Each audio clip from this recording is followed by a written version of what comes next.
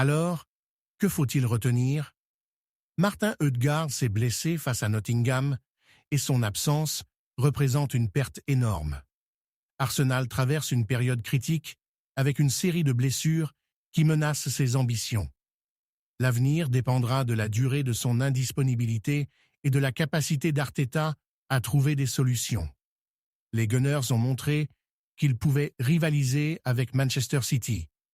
Mais sans leur capitaine, la route vers le titre devient beaucoup plus compliquée. Dernier, Arsenal affrontait Nottingham Forest dans le cadre de la 4e journée de Premier League. Un match sur le papier largement à la portée des Gunners, surtout après leur victoire convaincante lors de la 3e journée. Mais comme souvent avec Arsenal, rien ne se passe jamais comme prévu. À la 15e minute de jeu, un choc. Martin Ødegaard, capitaine, leader technique et cerveau de l'équipe, reste au sol après une mauvaise réception. La cause?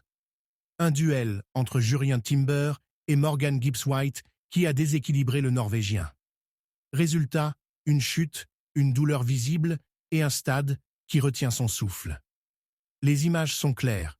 Ødegaard grimace, tente de se relever, revient brièvement sur le terrain.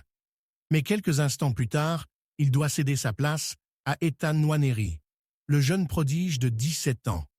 Une sortie prématurée qui change tout.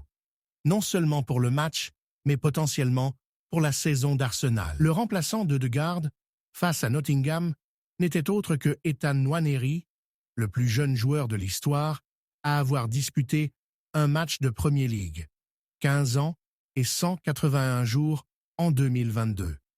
Son entrée est symbolique.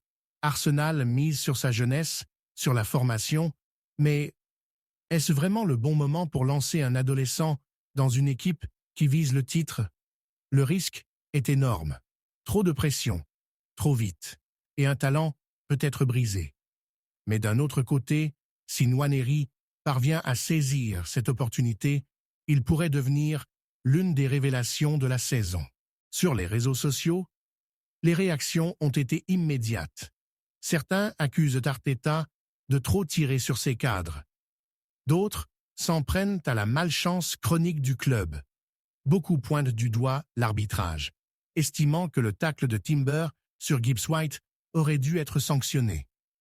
Dans les médias britanniques, l'affaire fait déjà les gros titres.